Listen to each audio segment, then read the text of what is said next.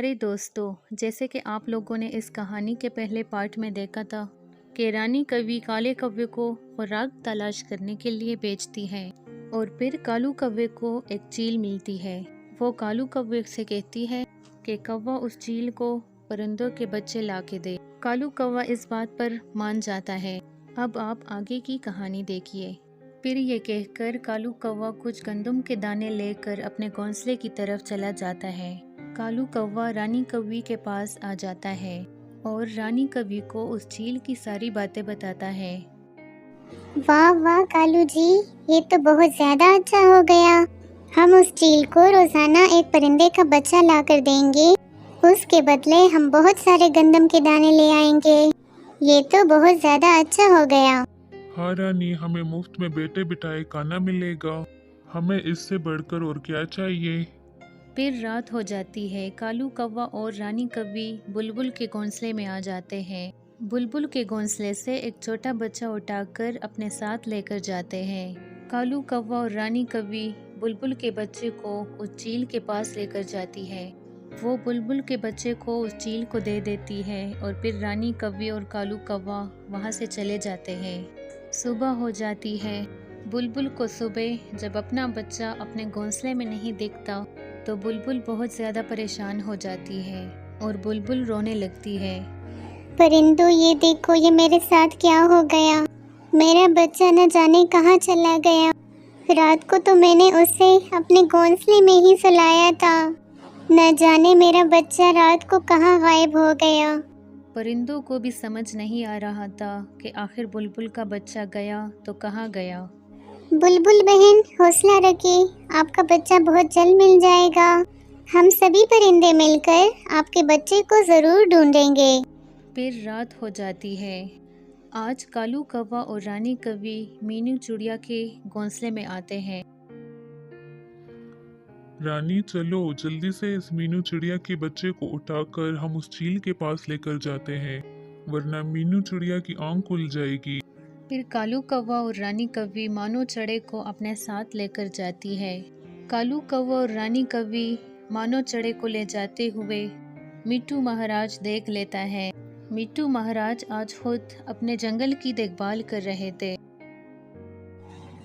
अच्छा, तो ये कालू कौवा और रानी कौवी परिंदों के बच्चे गायब कर रहे हैं। अभी जाके मैं रानी कौवी और कालू कौवे को पकड़ता हूँ। फिर मिट्टू महाराज कालू कौवे और रानी कौवी को पकड़कर एक पेड़ पर ले आते हैं और मिट्टू महाराज कालू कौवे से कहते हैं, कालू कौवे, सच सच बताओ, तुम ये मानू चढ़े को कहाँ लेकर जा रहे थे?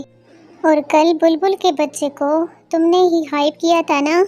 कालू कौवा डर के मारे मिट्टू महाराज को सब सच बता देता है कि वो मानो चढ़े को उस चील के पास लेकर जा रहा था।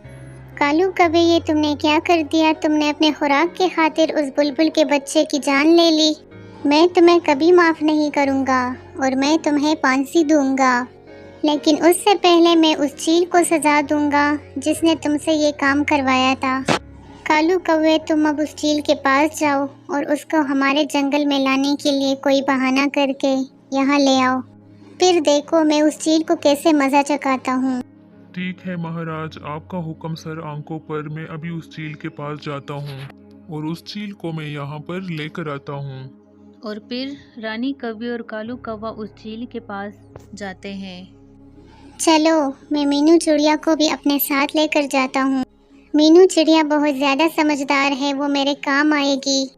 कुछ ही देर में कालू कौवा और रानी कौवी उस चील को अपने जंगल में लेकर आती है। कौवे, कहाँ है छोटे छोटे परिंदों के बच्चे? तुमने तो कहा था कि तुमने बहुत सारे छोटे छोटे परिंदों के बच्चे जमा किए हैं, लेकिन मुझे यहाँ पे कोई परिंदों के बच्चे नहीं दिख रहे हैं। चील दीदी, थोड़ा वेट कीजिए, आपको कुछ देर में सब पता चल जाएगा।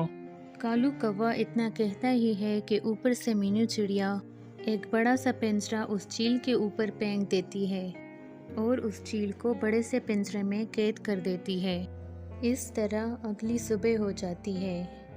मिट्टू महाराज के जंगल में सभी परिंदे जमा हो जाते हैं।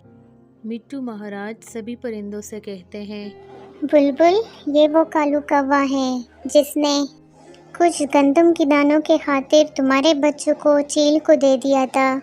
अब तुम मुझे बताओ कि मैं इस कालू कौवे को क्या सज़ा दूँ। इस कालू कौवे ने अपने खुराक की खातिर मेरी ज़िंदगी बर्बाद कर दी है। मेरे बच्चे को इसने चील के हवाले कर दिया है। आप इसको फांसी पे चढ़ा दो। हाँ, फांसी पे चढ़ा दो।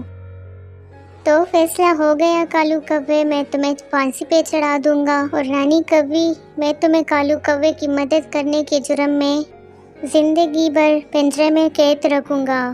फिर मिट्टू महाराज कालू कौवे को फांसी पर चढ़ा देते हैं और रानी कौवी को जिंदगी भर पिंजरे में कैद करके रख देती है। प्यारे दोस्तों, आप लोगों को ये कहानी कैसी लगी मुझे कमेंट में ज़रूर बताइएगा। Thank you.